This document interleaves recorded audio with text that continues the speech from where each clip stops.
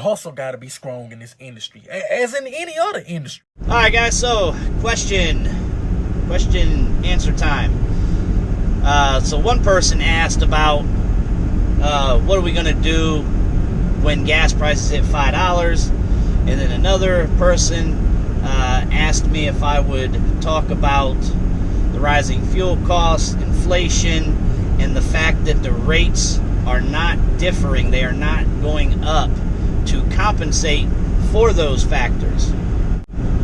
All right, with the combination of those things and the fact that rates are not, I repeat, are not compensating for the higher gas prices and inflation of all of the products and services and whatnot, there's no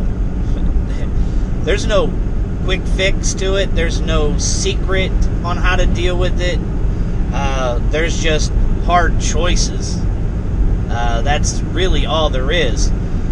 You know, when times are tight, I'm sure many of us have been there. Times are tight. You basically have to tighten the belt, so to speak. Get rid of some frivolous spending that you're making. As far as home-wise, as far as your bills may be, maybe there's some apps you're paying for, television channels you're paying for, just stuff that you can go without for the time being. You're going to have to do things like that. I guess this kind of falls in line with something that I was talking to a new driver about yesterday, and I mentioned not too long ago in a video about a driver that I was talking about the same thing. I talk to drivers about it constantly.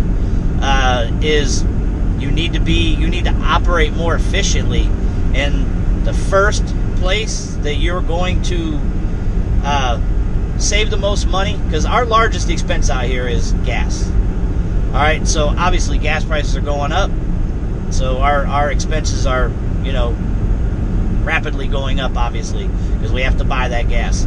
So some of you like to put that pedal to the floor, and you think you got to be doing 75, 80, 85, and that's just throwing money out the window. Now, you want to go back to doing that when the gas prices go back down, if they ever do, then so be it. But if you want to try to save some money and get through this, you are going to have to be more fuel efficient. And I've talked about it before. Like right now, I'm doing 63 mile an hour. If I'm in a 70 mile an hour, I'll do 63, 65 if I have no real time restrictions. The most I like to go is 67 mile an hour. I rarely ever go any faster than 67. So that is a significant difference. Like the driver I was talking to yesterday, the driver has a Ford Transit, and asked how many gallons or how many miles to empty. And the driver told me when they fill up, their dash is telling them 320 miles to empty. Ford Transit, 24-gallon tank, same thing I got, and that is horrible. I, on average, get around 440 miles to empty. That's average. More times than not, I'm in the 450 to 480 range. And then when I'm really doing good on runs, as far as having the right weather conditions and everything else, I mean, I've gotten as high as 530 something, maybe 540 to empty.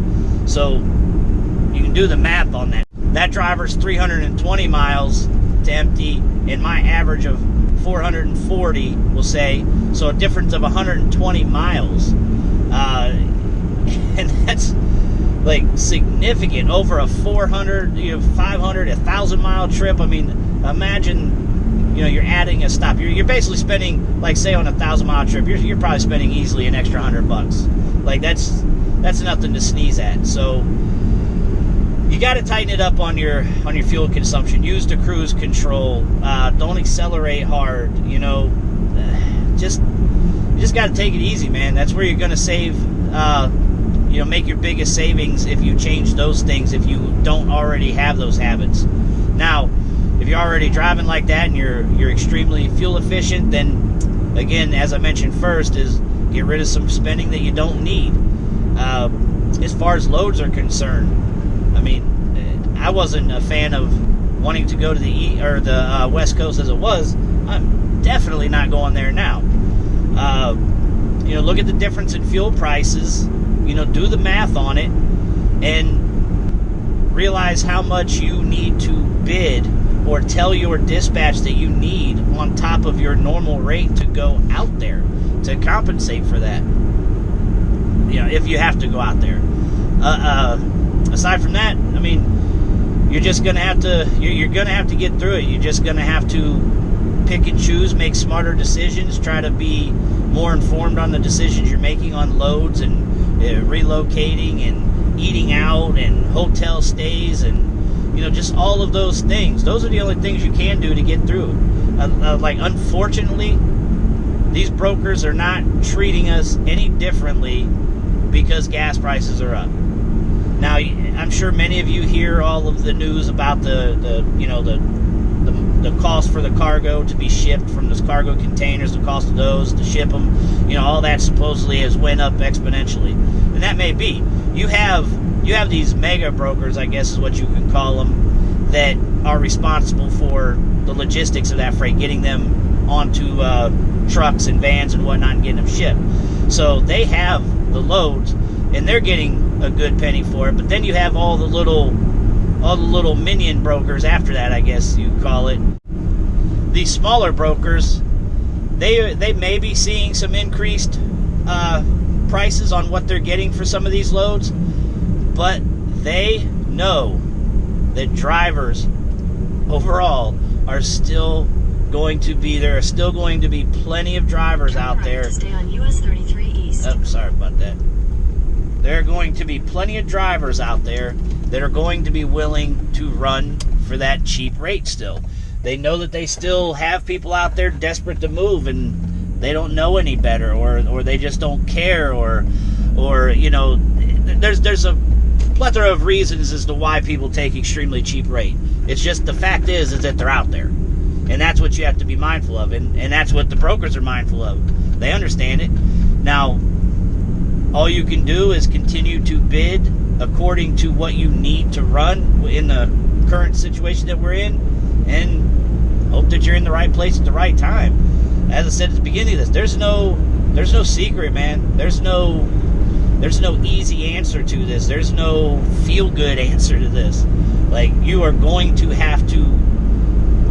have to deal with some shit that you haven't been having to deal with prior if you've never been through this before. So, I definitely, any of you that are watching this that are thinking about getting a van right now or getting into this right now, it isn't the right time. It just isn't the right time. I don't like to rain on people's parades and try to come across as though I'm being negative Nancy, because I'm not. I'm far from that. I'm 100%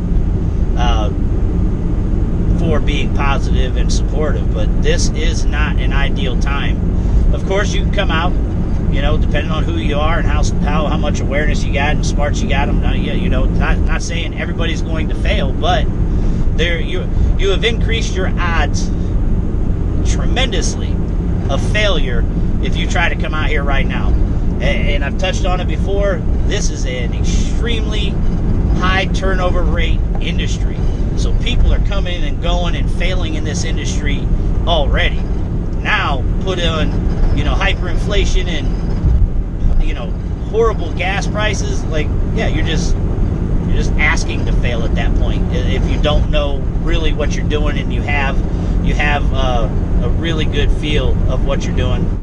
My suggestion to any of you that are looking into this is just continue to research. This gives you some time to continue to do what you're doing as far as looking into it, because even when things are good, this isn't a good time of the year to come out anyhow, and especially people that don't have over-the-road experience. I don't suggest you wanting to come out in the winter. The freight is hit and miss, and then on top of that, you're throwing in really bad road conditions.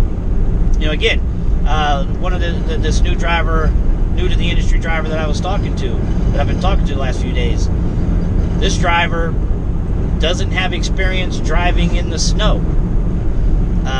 So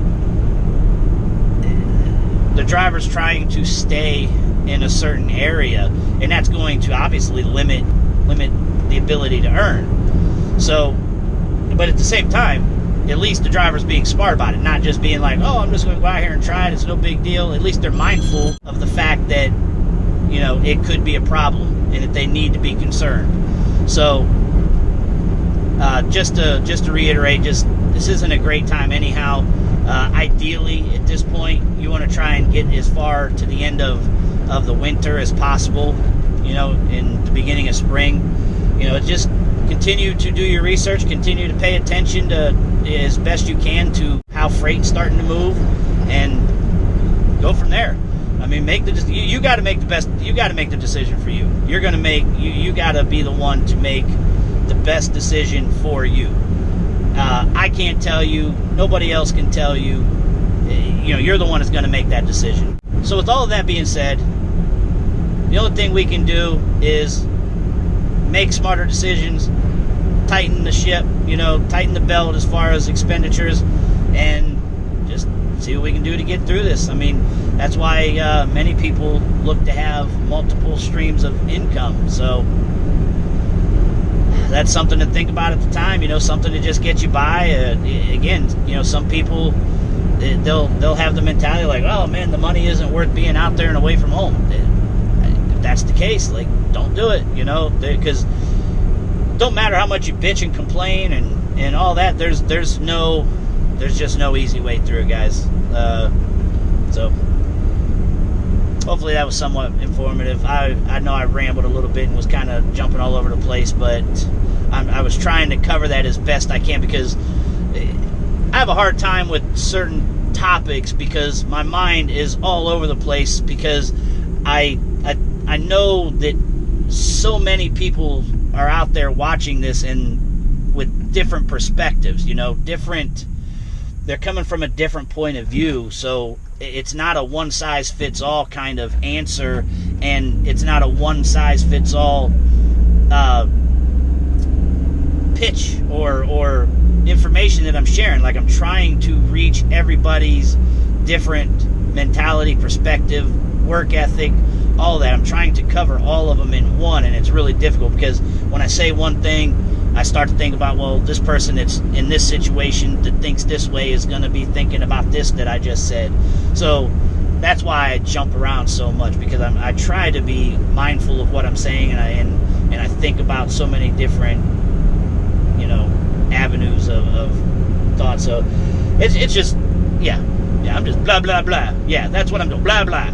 Let me get off here, man. That's what I need to do.